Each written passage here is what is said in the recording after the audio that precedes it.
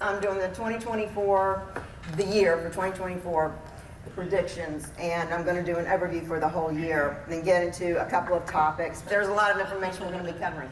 First of all, I call this the year of the children, return to justice, and the election shake up the government. I'm calling it the year of the children because I believe the children are what's going to lead us to our new transformation. I will be explaining why.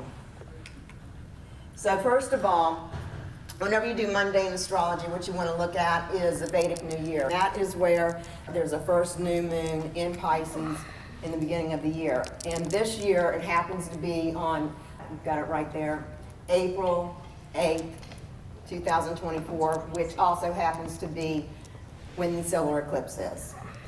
And this is a very rare occurrence, doesn't happen that much, but this year the Vedic New Year is on the solar eclipse. So that means lots of changes, lots of transformation, unexpected things are going to be happening.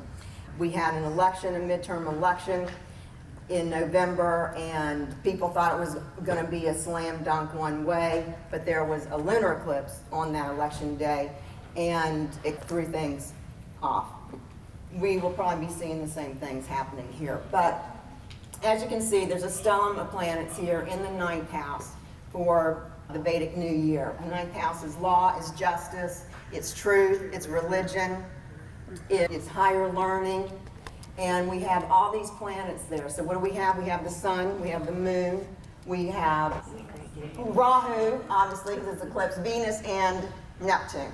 Okay, and the depositor of that is Jupiter, and it goes to the 10th house. The 10th house is what? Our government, right? And it is there with Mercury, and that means changes in the government. Also, Jupiter is the Karaka for children, for truth. That's the government's going to be concerned about that. Then it's there with Mercury. So what's Mercury? Communications. And the young, it represents the young again, so we're getting a double hit. That's very important. Then we have Mars and Saturn in the 8th house. So Saturn is typically the government. The United States is having a Saudi Sati, so that's where the United States moon is. What Saturn does is he cleans things up. He's a purifier. People don't like his energy because he brings restriction, he brings discipline, he brings the truth out, and he cleans things up. That's what's happening there in the 8th house of transformation. And there with Mars, it's not going to be easy. Nobody likes it. We have the 11th house as a ruler with Venus going to the 9th house. So that's the masses. Again, they're interested in that. And the 4th house is our homeland security. So that's Venus, ruler, going to the 9th house again. So we're concerned with that. And Jupiter is the ruler of the 6th house, going to the 10th house. The other thing that we're going to be concerned about, the government's going to be concerned about, is our health and healing. Right now we are having a pandemic of addiction and mental illness. Those are the things that we're going to be looking at and talking about. That's all they're showing up. The 9th house is also immigration, and it's foreigners. We're going to be looking at that. There's so many topics, there's so many things that are going on in the world right now, not just the United States, but in the world. But this is what we're going to be looking at, and this is where the transformation comes through. The other thing is that in Vedic astrology, we have the nakshatras, but the nakshatras are divided into 3 colors. We have white nakshatras, red nakshatras, and black nakshatras. So the white nakshatras span from Sagittarius on up to Pisces. And white nakshatras are very transformational. It's the play between the dark and the light. So we have the play between evil and good. The light, the good, always wins. The depositor of Pisces, which is the 12th house of the zodiac, means the endings. Things are coming to an end. Things are coming to a head. And then we're going to move forward. So we have this transformation of Pisces. We close all these things out, and we start to close them out. We start to become aware of them, because if you don't know about them, you can't do anything about it. And that's what Saturn's doing, is bringing all these things to, so we can do something about it. The depositor Jupiter going to Aries, which is new beginnings. Aries is the red nakshatras are from Aries to Cancer. And red nakshatras are all about creation and bringing things up in this world, new beginnings. and that's what's happening. Then the black nakshatras are from Leo to Scorpio. And black nakshatras are all about the foundation, money, what's underneath the earth, the things that we need to sustain the creativity. And we have Ketu, which is in a black nakshatra. We are going to be concerned about that, and it is in Virgo, which is our health and healing, our foundations for our health. If we're not healthy, we can't go on and continue on with our creation and what we and our transformation. So we're going to be looking at that. And then the ascendant is in a red nakshatra, again, the creativity. Now, the way this plays out for the United States chart, you have to look at that as how and synthesize the two charts together. The way this plays out, can you all see this? Yeah. If I stand here? Yep. Okay. You see the 9th house here is actually the 4th house of the United States chart. What's the 4th house? Our homeland security. We're going to be very concerned about that, and the eclipse pattern's happening on our 4th house of homeland security. That's why I said that. Then we have the 8th house here of the Vedic New Year is the 3rd house of the United States chart on the moon. So what's the 3rd house? It's the media and communications. And so people are starting to wake up to how the media is being used as a propaganda machine. And they're not going to stand for that. And we're already starting to see people getting their information, the truth, coming out in other ways, like with the internet. It's opening up other websites where people can go and actually get the truth, and it's not biased. And the government they are unable to censor. That's the other thing that's going to be looked at. It's a censorship of the government.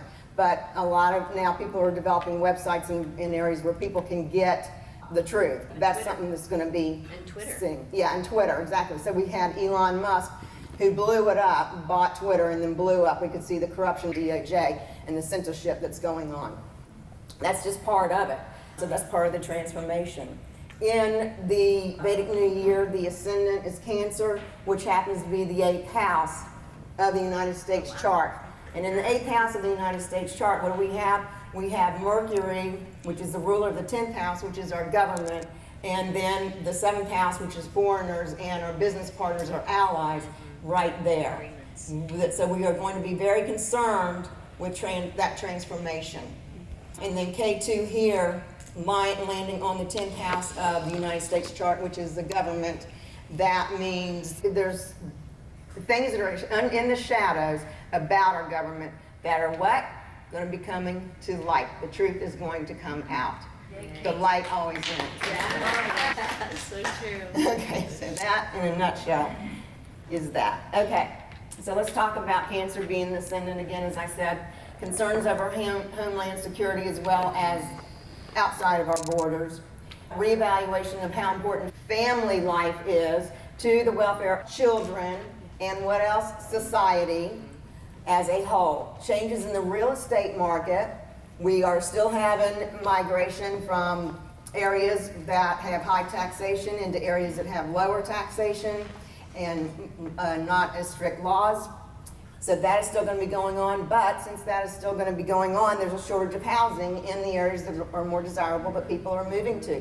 So we're going to be looking at that, how to make more affordable housing, as well as how to repurpose old office spaces and unused buildings, because as you all know, since COVID, everybody's working from home now. Very few people are going back to the office even though we're open.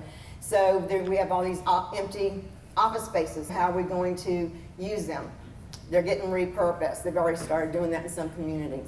And again, since the 4th is the 8th of the United States chart, transformation of the United States.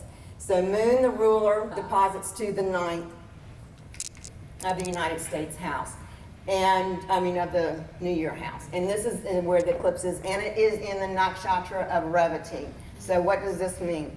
This means that there's going to be, obviously, huge transformations and changes, as I've been saying, and I keep saying the same thing over and over again, but it's true, because of the eclipses, because that's where the eclipse lies. Rahu is in the 9th house, and Rahu is what's in this physical world. So it's bringing about in this physical world, right? K2, the opposite end, and there's eclipses going over K2, the opposite end is what's hidden in the shadows. So things come out to light that's hidden in the shadows. That's the eclipse energy.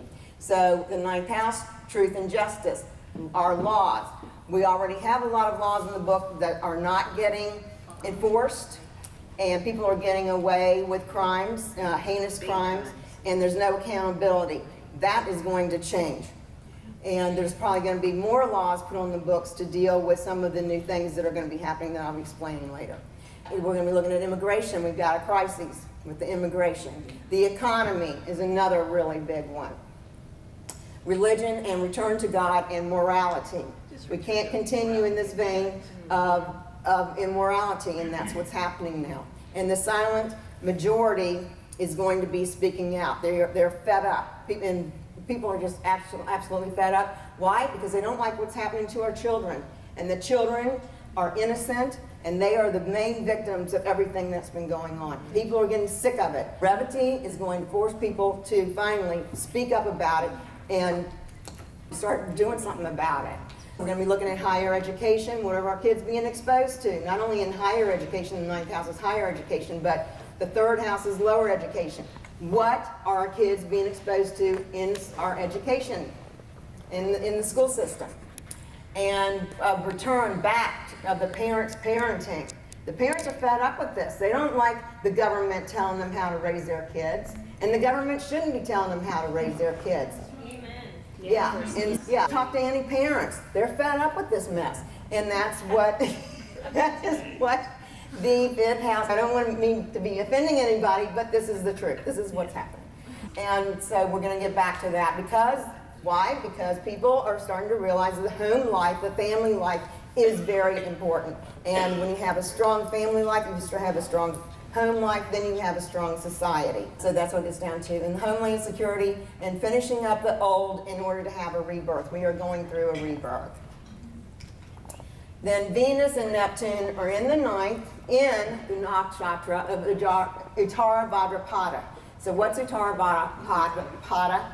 It is humanitarianism, but it is softer than Purva Bhadrapada, which is mostly in Aquarius, non-humanitarianism. So with Purva Bhadrapada, you have radical humanitarianism. It's either my way or the highway, and we have seen a lot of that going on. Neptune transiting through that created a lot of this. I love your graphic. Gorgeous. Yeah, so thank you. So when it goes into Uttara Bhadrapada, that is a little bit softer, but Venus is in Uttara Bhadrapada, that's why I did that with Neptune. Love it. Yeah, so it's softening it. And Uttara Bhadrapada is also about home life and taking care of the kids. We get back to this theme over and over again.